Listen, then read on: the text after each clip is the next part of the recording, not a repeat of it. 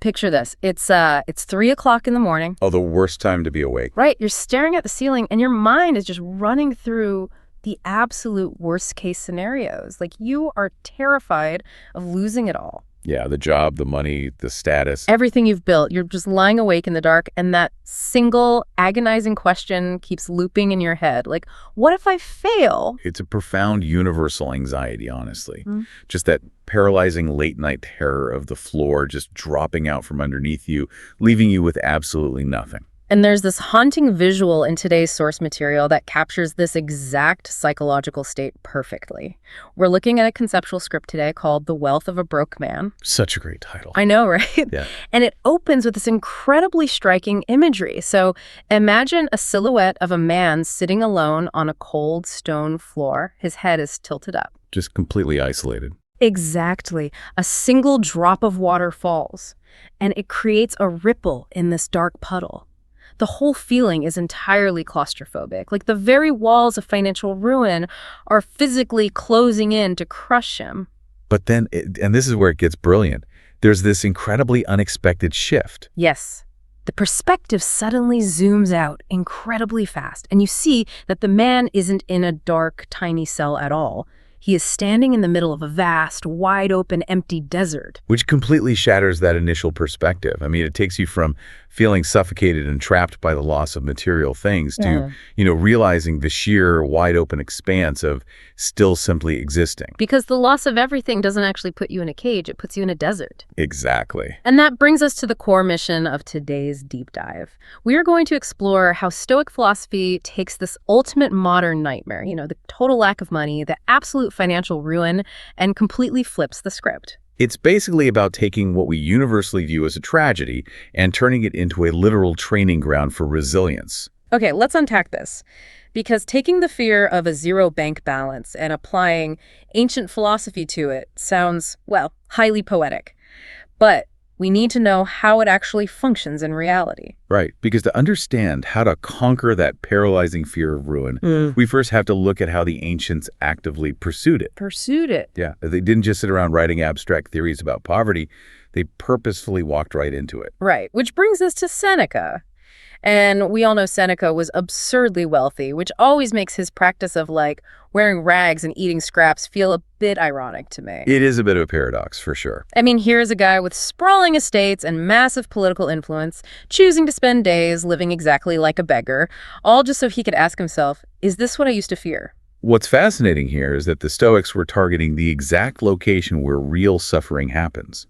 They understood that the vast majority of your suffering lives entirely in your imagination. Oh, totally. Because you aren't actually starving at 3 a.m. when you're staring at that ceiling. Exactly. You are agonizing over the mere idea of starving at some hypothetical point in the future.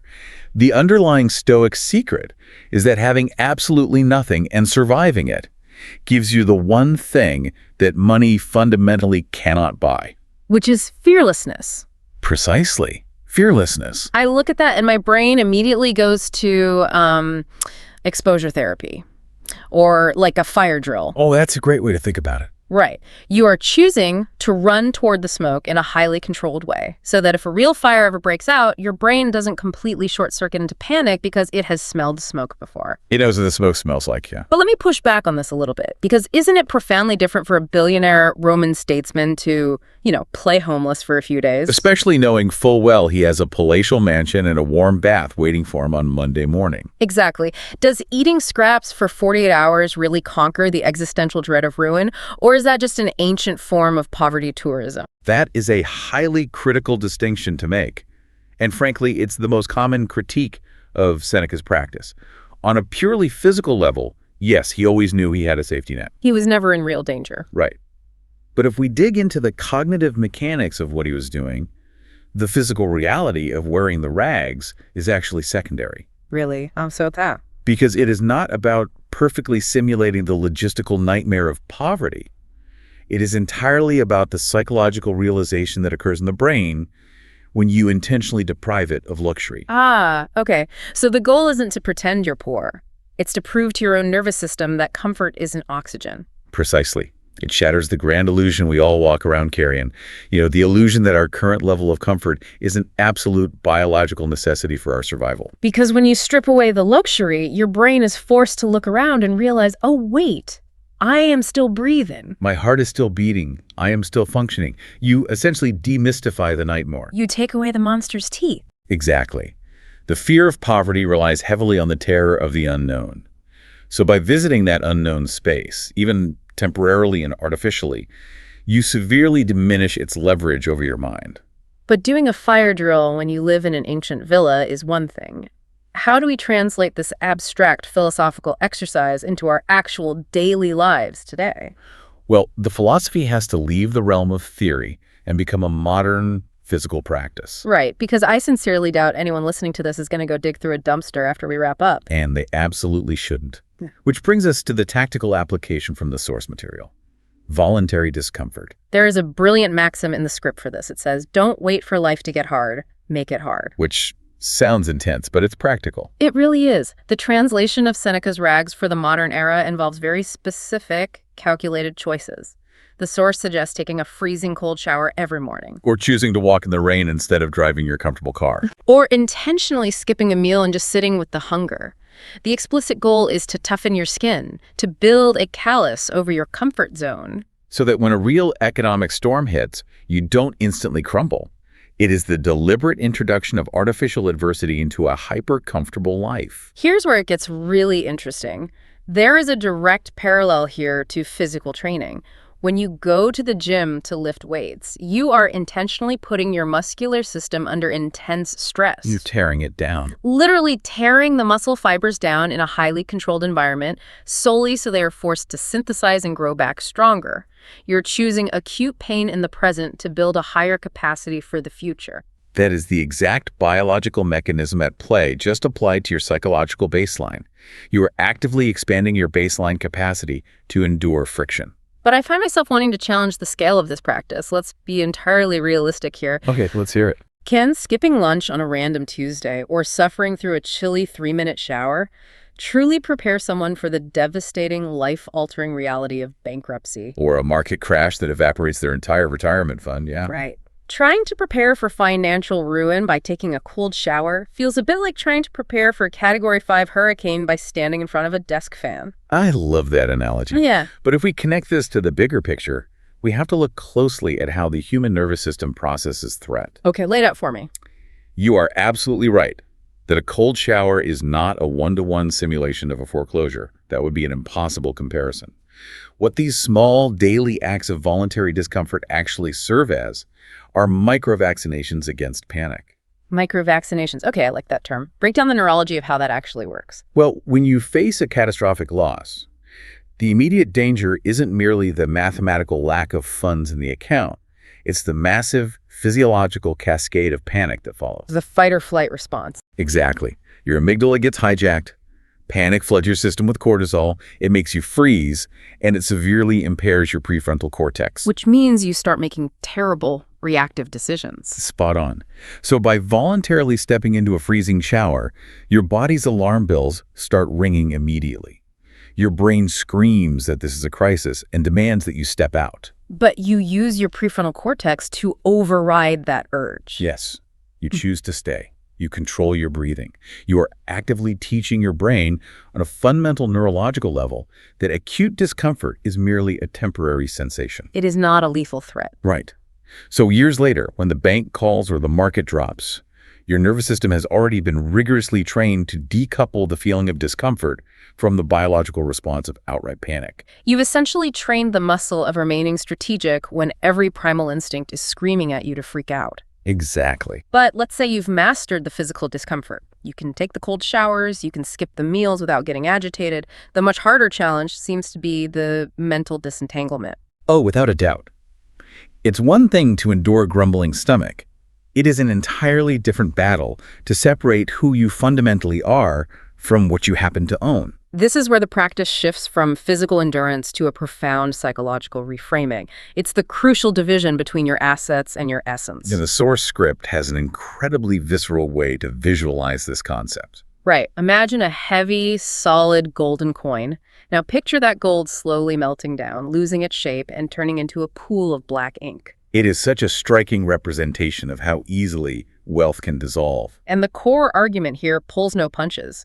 Your net worth is not your self-worth. If your baseline happiness and your identity are entirely dependent on the numbers in your bank account, you are effectively a slave to the economy. That phrase, slave to the economy, highlights a massive, glaring vulnerability, one that the vast majority of modern society accepts as simply the cost of doing business. We willingly outsource our emotional stability and our personal value to external markets that we have absolutely zero control over. It's the ultimate trap of renting versus owning your happiness. Well, that's such a good way to phrase it. If your joy, your confidence, and your sense of self-worth are tied to the stock market going up or climbing a specific corporate ladder, you don't actually own your joy. You're just renting it on a month-to-month basis. Exactly. And the landlord, which could be the broader economy or your boss or a shifting industry, holds the power to evict you without notice at any given time. And when they do, you aren't just broke, you are completely hollowed out.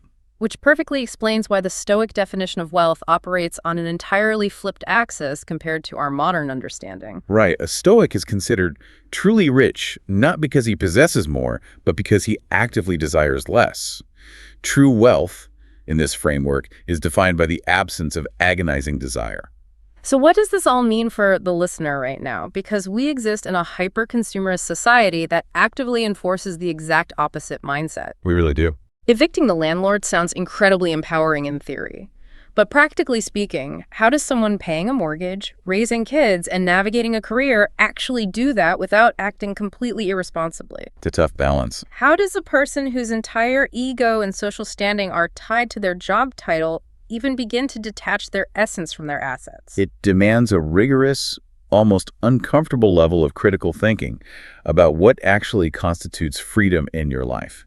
We're conditioned to view money as the ultimate freedom. And up to a certain baseline of meeting our needs, it absolutely provides options and security. It does. But the paradox is that if the constant fear of losing that money begins to dictate your daily behavior, your stress levels, and your fundamental self-esteem, then that money has ceased to be a tool. It has become a warden. Exactly. To responsibly detach, you don't have to quit your job or abandon your mortgage. You have to actively practice desiring less of the excess. By intentionally reducing your psychological reliance on luxury and status, you are systematically removing the economy's leverage over your peace of mind. You are taking back the deed to your own internal stability. You are building a firewall between your bank balance and your soul. But, all of this theoretical detachment and deliberate cold plunging gets put to the ultimate test when the worst case scenario actually hits. The real test, yeah. Philosophy is fantastic when the sun is shining, but what happens when you get punched in the face? You lose the job. The market crashes. The bank account actually goes to zero. How does this training ground prepare you for the phase of having to rebuild from nothing? Exactly. Well, this is exactly where the theoretical training proves whether it holds any structural integrity. When the catastrophe hits, you enter what the source calls the comeback phase. The comeback. And there is a powerful visual for this state, too. A lone silhouette of a person climbing an incredibly steep, jagged mountain. The climb is agonizing, their steps are heavy, but they are absolutely firm. Because the entire concept of failure has been redefined. It is no longer viewed as a terminal tragedy. Complete failure is reframed as a mere reset. And this reset acts as a brutal, unforgiving, but necessary filter. When you lose your status and your money, it violently strips away all the fake friends who were only there for the access. It strips away your own inflated, fragile ego, too. And what you are left with, standing at rock bottom, are the pure, unvarnished raw materials needed to build a throne that can never be toppled again. This raises an important question about how we, culturally, view loss. Almost universally, we view loss as a pure subtraction. We focus entirely on what was taken away. But this philosophy demands that we view loss as an extraction, a deep, purifying process. Yes, when you lose everything, you are fundamentally transformed. A person who has lost everything and survived it becomes the most dangerous, powerful version of themselves. Why? Because the world's ultimate leverage over them, their fear of loss, has simply evaporated? It's gone. There's a brilliant ecological metaphor for this, the forest fire. To the individual trees that are actively burning, it feels like the apocalyptic end of the world. Just total destruction. Right. But ecologically speaking, that intense fire is a vital necessity. It burns away all the dead brush, the suffocating overgrowth, the rot. Which, in our psychological landscape, represents the fake friends, the fragile ego, the heavy dependence on luxury. The fire burns it all to the ground so that sunlight can finally reach the nutrient-rich soil, allowing something much stronger and more deeply rooted to grow in its place. That captures the psychological mechanics of starting over perfectly. The destruction is a prerequisite for a stronger foundation. But I have to play devil's advocate here again, because we cannot gloss over the reality of human suffering. Fair enough. It is very easy for us to sit here in a comfortable room and call failure a reset, or refer to a lost career as a purifying fire. But for someone who is actually in the thick of it, Someone staring at a zero balance. right, someone experiencing the visceral panic of wondering how they are going to feed their family this week, doesn't starting from absolutely nothing feel immensely more like a cruel punishment than some kind of philosophical gift? Undoubtedly. And we must be very clear. The pain of loss is agonizingly real. The intense biological stress of survival is real. The Stoics weren't just delusional optimists, right? No, not at all. They never pretended that starvation or public humiliation felt good. But they understood a fundamental division of control. The dichotomy of control. Exactly. While you cannot immediately control the external reality of the empty bank account, you maintain absolute, sovereign control over the internal perspective you apply to it. Because if you choose to view the ruin as a punishment, you adopt the identity of a victim, and victims freeze. They become paralyzed by despair. But if you force yourself to view it as a reset, as a painful but necessary stripping away of the inessential, you become highly resourceful. The absence of fear doesn't magically mean the absence of difficulty. It means the difficulty no longer possesses the power to break your spirit. And that cognitive perspective shift is the ultimate source of human power. It fundamentally changes your operating system from a person who is merely surviving to a person who is aggressively strategizing. You are no longer exhausting your energy trying to defend a fragile fortress made of status and material goods. You're actively building an unbreakable foundation out of the rubble. Precisely. You find your greatest source of power in the exact, terrifying place you always assumed would destroy you. And that profound realization really brings us full circle on the philosophical journey we've been unpacking today. We started with that universally terrifying 3 a.m. thought of losing everything. And dissected the realization that our imaginative fear of the event is almost always worse and more enduring than the reality of the event itself. We explored the mechanics of voluntary discomfort, how utilizing tools like cold showers and skipped meals act as neurological microvaccinations. Building a physical and mental callus against the paralyzing effects of panic. Then we critically examined the vital necessity of disentangling our self-worth from our net worth, recognizing that true, unassailable wealth is ultimately found in having the discipline to want less. Thereby evicting the economy from our minds entirely. And finally, we confronted the absolute worst-case scenario, learning to see complete failure not as a terminal end, but as a brutal, necessary clearing out of the dead brush. A hard reset that provides you with the raw, untested materials to build something genuinely unbreakable. There is an incredibly intense call to action for anyone who feels like they are standing in the middle of this fire right now. It asks you, if you are struggling, to look at the wreckage and declare, "I am ready." Such a powerful phrase. Because this current struggle, the acute pain and uncertainty you might be feeling right now, this is not your destruction. This is just your training ground. It is a radical, profound shift in framing your own life story. And there is a closing quote from Seneca that perfectly encapsulates the harsh but liberating reality of this entire philosophy. Let's hear it. He wrote, "I judge you unfortunate because you have never lived through misfortune." Wow, that is an incredibly weighty statement. To look at someone who has had an easy, frictionless life and genuinely pity them. It turns everything upside down. It really does. So as you go about your day today, I want you to mull over a rather challenging idea that builds on everything we've talked about. Is it possible that your comfortable, smooth-sailing, completely misfortune-free life is actually your single biggest disadvantage? By so carefully avoiding the storm, by clinging so tightly to your comfort, have you been robbed of the only genuine chance to find out just how unbreakable you truly are? Think about that tonight the next time you find yourself staring at the ceiling.